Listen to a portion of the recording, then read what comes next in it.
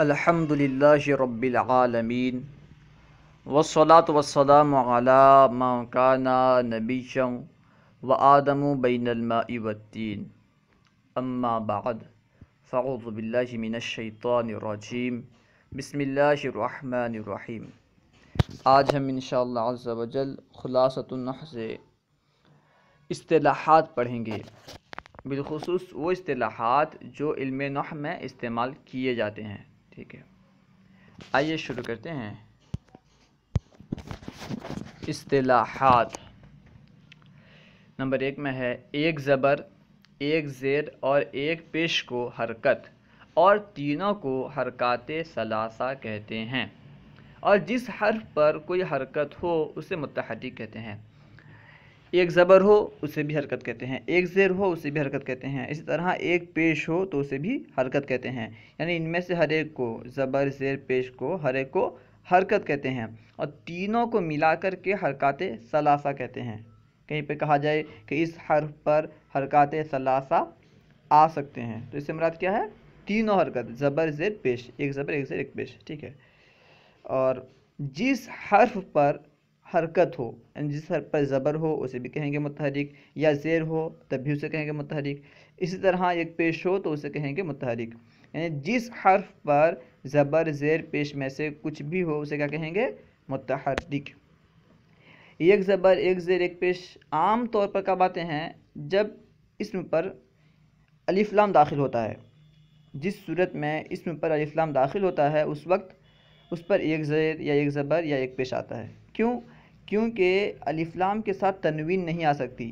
الف لام بھی ہو دو زبر بھی ہو ایسا نہیں ہو سکتا، الف لام بھی ہو دو زیر بھی ہو ایسا نہیں ہو سکتا، الف لام بھی ہو دو پیش بھی ہو ایسا بھی نہیں ہو سکتا۔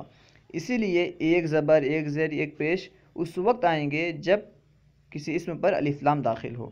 اس کے علاوہ اور بھی صورت ہیں، کوئی اسم مضاف ہو، اس طرح مضاف پر بھی کیونکہ دو تنوین جو ہے مضاف پر نہیں آتی، اس وجہ سے دو زبر، دو پیش اور دو زیر جو ہیں مضاف پر نہیں آ سکتے۔ اس وقت بھی جو اسم مضاف ہوگا اس پر یا تو ایک زبر ہوگا یا ایک زیر ہوگی یا ایک پیش ہوگا۔ ٹھیک ہے، اس کے علاوہ دو زبر، دو زیر، دو پیش نہیں آ سکتے مضاف پر بھی۔ اس کے علاوہ غیر منصرف ہیں، متعدد جگہ میں ایسا ہوتا ہے کہ صرف ایک زبر یا ایک زیر یا ایک پیش آ سکتے ہیں، تنوین کے ساتھ نہیں آ سکتے۔ ٹھیک ہے، نمبر 2، دو زبر، دو زیر اور دو پیش کو تنوین، اور جس حرف پر تنوین ہو اسے منون کہتے ہیں۔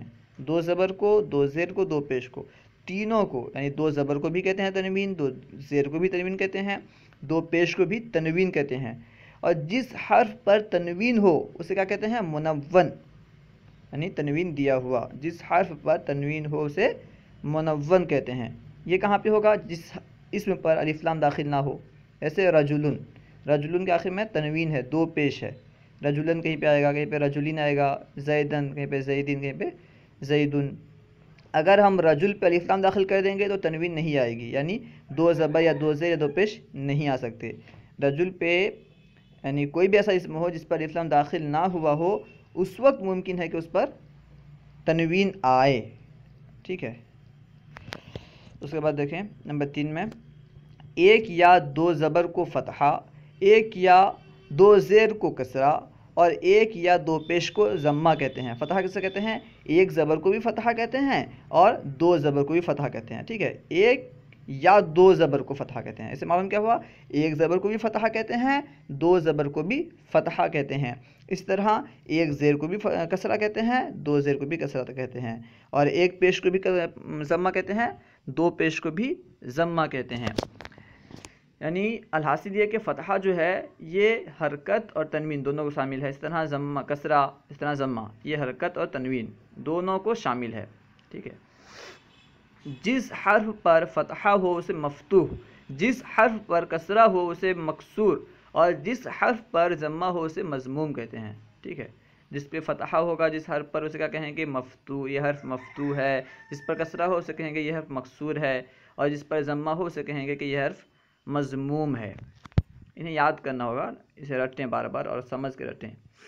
نمبر 4، الف سے یا تک تمام حروف کو حروف تہجی اور حروف ہجا کہتے ہیں۔ الف سے لے کر کے یا تک جتنے حروف ہیں تقریباً 29 حروف ہیں، ان حروف کو کیا کہا جاتا ہے؟ حروف تہجی اور حروف ہجا، انہی حروف سے ہجا کیا جاتا ہے کلم کے، ٹھیک ہے، اس لیے ان حروف کو حروف ہجا حروف تہجی کہا جاتا ہے۔ نمبر 5، الف واو یا کو حروف علت اور باقی حروف کو حروف صحیح کہتے ہیں، کیونکہ اکثر تعلیل وغیرہ جو ہوتی ہے انہی حروف سے ہوتی ہے، انہی حروف میں تعلیل ہوتی ہے، اس کے علاوہ دوسرے حروف میں تعلیل نہیں ہوتی، ٹھیک ہے، اس لیے یہ جو حروف ہیں حروف علت کہلاتے ہیں۔ کہیں پہ الف کو واو سے بدل دیتے ہیں، کہیں پہ واو کو الف سے بدل دیتے ہیں، کہیں پہ یا کو الف سے بدل دیتے ہیں، یہ سب قاعدہ آپ صرف میں پڑھیں گے، ٹھیک ہے، ایسے پڑھ چکے ہوں گے۔ الف واو یا کو کہیں پہ اس سے پہلے یعنی الف ہو تو اس سے پہلے پیش ہو تو اس کو کہیں پہ ضمہ سے واو سے بدل دیتے ہیں، اس طرح مختلف قواعد ہیں۔ انہی حروف میں کیونکہ تبدیلی ہوتی ہے، ٹھیک ہے، انہی حروف میں کیونکہ تعلیل ہوتی ہے، اسی وجہ سے ان حروف کو حروف علت کہتے ہیں۔ علت کا معنی ہوتا ہے بیماری، ٹھیک ہے، تو کیونکہ یہ حروف گویا کہ بیمار والے حروف ہیں، انہی کی وجہ سے تبدیلی وغیرہ ہوتی ہے، اسی وجہ سے ان حروف کو حروف علت کہتے ہیں۔ اس کے علاوہ جتنے اور حروف ہیں ان میں تبدیلی وغیرہ نہیں ہوتی عام طور پر، ٹھیک ہے، تو ان کے علاوہ جو بھی حروف ہیں انہیں حروف صحیح کہتے ہیں۔ نمبر 6، اس علامت یعنی اوپر جو ایک لکیر ہو، لکیر کے اوپر ایک سکون کی علامت ہے، ٹھیک ہے، اس علامت کو سکون اور جس حرف پر سکون ہو اسے ساکن کہتے ہیں۔ جو علامت کتاب میں نظر آ رہی ہے اسے سکون کہتے ہیں، اور جس حرف پر سکون ہو اسے کیا کہتے ہیں؟ ساکن کہتے ہیں۔ نمبر 7، جس الف پر کوئی حرکت یا سکون آ جائے اسے حمزہ کہتے ہیں۔ یہ یاد رہے کہ الف ہمیشہ اس میں حرکت بھی نہیں آتی اور سکون بھی نہیں آتی، ٹھیک ہے، اگر سکون ہو یا حرکت ہو تو پھر وہ الف نہیں رہتا بلکہ وہ حمزہ بن جاتا ہے۔ وہی بیان کر رہے ہیں کہ جس الف پر کوئی حرکت یا سکون آ جائے اسے حمزہ کہتے ہیں۔ نمبر 8، جو حمزہ زائدہ وصل کی صورت میں گر جائے اسے حمزہ وصلیہ، اور جو نہ گرے اسے حمزہ قطعیہ، اور جو حمزہ زائد نہ ہو اسے حمزہ اصلیہ کہتے ہیں۔ آپ اسے یوں سمجھیں کہ حمزہ کی اولاً 2 قسمیں ہیں، ایک ہے حمزہ زائدہ، ایک ہے حمزہ اصلیہ، ایک حمزہ زائدہ اور ایک حمزہ اصلیہ۔ حمزہ زائدہ کسے کہتے ہیں؟ حمزہ اصلیہ کسے کہتے ہیں؟ حمزہ زائدہ اس حمزہ کو کہتے ہیں جو موزون کے فا عین یا لام کلمے کے مقابل میں نہ آئے، یعنی فا کلمے کی جگہ میں بھی نہ ہو، عین کلمے کی جگہ میں نہ ہو، لام کلمے کی جگہ میں بھی نہ ہو، اس حمزہ کو حمزہ زائدہ کہتے ہیں۔ اور جو حمزہ فا یا عین یا لام کلمے کی جگہ میں ہو اسے کہیں گے حمزہ اصلیہ۔ جیسے اکلا میں فا کلمے کی جگہ میں حمزہ ہے تو یہ حمزہ اصلیہ ہے۔ اس طرح سألہ میں عین کلمے کی جگہ حمزہ ہے تو یہ بھی کیا ہے؟ حمزہ اصلیہ ہے۔ یعنی فا کلمہ، عین کلمہ یا لام کلمے کی جگہ اگر حمزہ ہو تو وہ حمزہ اصلیہ ہے، اور اگر فا عین یا لام کلمے کی جگہ حمزہ نہ ہو تو وہ حمزہ زائدہ ہے، ٹھیک ہے۔ اور پھر زائدہ کی 2 قسمیں ہیں، زائدہ ایک وصلیہ ہے اور ایک ہے قطعیہ۔ زائدہ کی 2 قسمیں ہیں، وصلیہ، قطعیہ۔ وصلیہ سے مراد کیا؟ وصل کا معنی ہوتا ہے ملانا، یعنی ملانے کے وقت، ملا کے پڑھنے کے وقت جو حمزہ گر جاتا ہے سے مراد لفظاً یعنی تلفظ میں وہ گر جاتا ہے۔ جب لکھیں گے تو حمزہ لکھیں گے، لیکن جب تلفظ کریں گے تو اس کو ہم نہیں پڑھیں گے، تلفظ کے وقت وہ حمزہ گر جاتا ہے، اسے کہتے ہیں حمزہ وصلیہ۔ جیسے امر کے صیغے ہوتے ہیں، ثلاثی مجرد کے امر کے صیغے عام طور پر، یعنی باب افعال کے علاوہ دوسرے امر کے صیغے عام طور پر جن کے شروع میں حمزہ آتا ہے، باب افعال کے علاوہ جتنے باب ہیں ان کا جو امر کا صیغہ ہوتا ہے جن کے شروع میں حمزہ ہوتا ہے وہ عام طور پر وصل کلام کے وقت گر جاتا ہے۔ جیسے اضرب، ٹھیک ہے، اضرب فعل امر ہے، اس کے شروع میں حمزہ ہے، لیکن جب اس سے پہلے کوئی لفظ آ جائے اور ملا کے پڑھیں تو یہ حمزہ گر جائے گا۔ اس سمجھے اضرب سے پہلے فا لے آئیں تو کیا پڑھیں گے؟ فضرب پڑھیں گے، اب حمزہ نہیں پڑھیں گے۔ اضرب تھا، شروع میں فا لائے تو فضرب پڑھیں گے، حمزہ نہیں پڑھیں گے۔ دراصل جو یہ حمزہ جو ہوتا ہے نا، یعنی امر کے شروع میں جو حمزہ ہوتا ہے یہ کیوں لایا جاتا ہے؟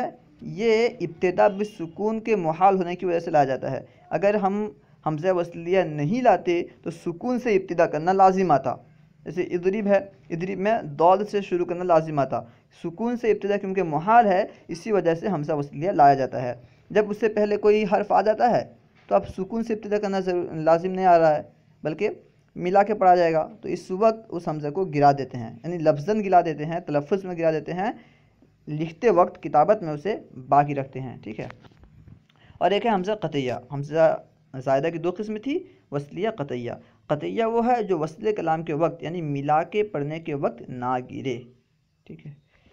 نمبر 9، الف لام یعنی ال کو حرف تعریف اور تنوین کو حرف تنکیر کہتے ہیں۔ الف لام کئی قسم کے ہوتے ہیں، یعنی الف لام کئی معنی کے لیے لایا جاتا ہے، کئی معنی کے لیے الف لام آتا ہے۔ کبھی الف لام استغراق کے لیے آتا ہے، کبھی جنس کے لیے آتا ہے، کبھی عہد کے لیے آتا ہے، الگ الگ معنی کے لیے آتا ہے۔ تو بیان کر رہے ہیں کہ الف لام کو حرف تعریف کہتے ہیں، کیونکہ عام طور پر یہ تعریف کے لیے استعمال ہوتا ہے، یعنی کسی اسم کو معرفہ بنانے کے لیے الف لام استعمال کیا جاتا ہے عام طور پر، اس لیے اسے حرف تعریف کہتے ہیں۔ اس میں اختلاف ہے کہ یہ مکمل حرف تعریف ہے یا صرف حمزہ حرف تعریف ہے یا صرف لام حرف تعریف ہے، یہ سب آپ بعد میں پڑھیں گے۔ سیوے کے نزدیک صرف لام جو ہے یہ حرف تعریف ہے۔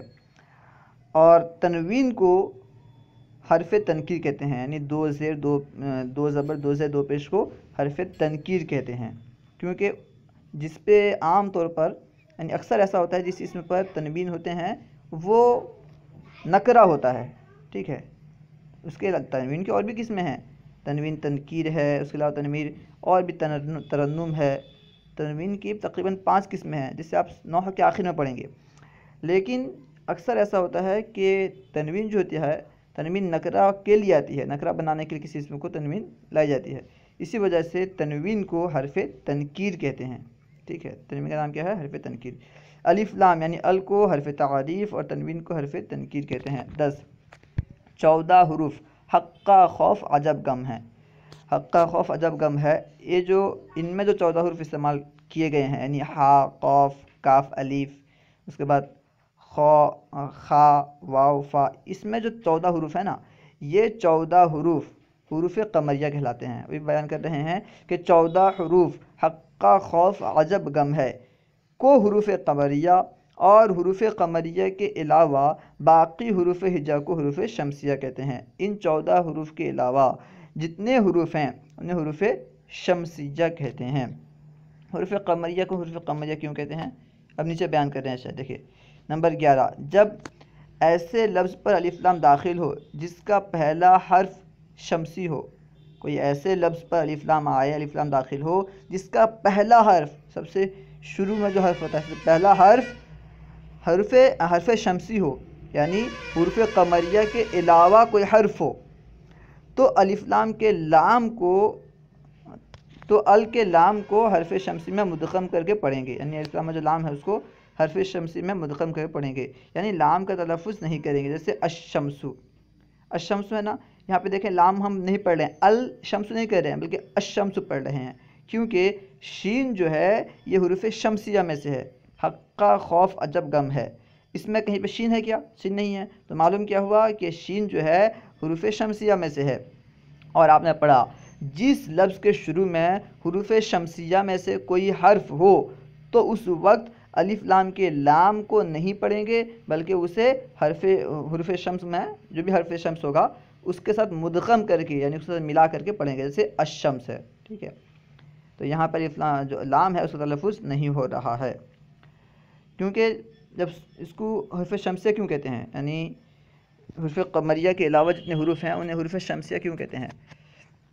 اس کو اس طرح کہا جاتا ہے کہ جب سورج موجود ہوتا ہے تو ستارے، چاند وغیرہ نظر نہیں آتے، سب چھپ جاتے ہیں۔ ٹھیک اسی طرح جب پہلا حرف حروف شمسیہ میں سے ہو تو اس وقت لام تلفظ میں نہیں آتا بلکہ چھپ جاتا ہے، یعنی اس کا تلفظ نہیں کیا جاتا۔ اسی وجہ سے ان حروف کو حروف شمسیہ کہا جاتا ہے، یعنی جن حروف کے موجود ہونے کی وجہ سے لام کا تلفظ نہیں ہوتا ان حروف کو حروف شمسیہ کہا جاتا ہے، اور جن حروف کے موجود ہونے کی وجہ سے لام کا تلفظ ہوتا ہے وہ چھپتا نہیں ہے تو اسے حروف قمریہ کہتے ہیں، کیونکہ چاند کے موجود ہونے وقت جب چاند موجود ہوتا ہے تو اس وقت ستارے نظر آتے ہیں، کوئی چھپتے نہیں ہیں، تو اسی وجہ سے اس طرح چاند کے موجود ہونے کے وقت ستارے چھپتے نہیں ہیں، اسی طرح حروف قمریہ کے موجود ہونے کے وقت لام چھپتا نہیں ہے، یعنی اس کا تلفظ کیا جاتا ہے۔ اسی وجہ سے حروف قمریہ جو بھی حروف ہیں جن حروف کے موجود ہونے کے وقت لام کا تلفظ کیا جاتا ہے انہیں حروف قمریہ کہتے ہیں، ٹھیک ہے۔ اور وہ 14 ہیں، حقہ خوف عجب غم ہے۔ اگر کوئی بات آپ کو سمجھ میں نہ آئی ہو یا درسیات کے متعلق کوئی سوال کرنا چاہتے ہوں تو کمنٹ باکس میں سوال کریں، انشاءاللہ عز و جل ممکنہ صورت میں جواب دیا جائے گا۔ السلام علیکم ورحمۃ اللہ وبرکاتہ۔ دعا کی درخواست۔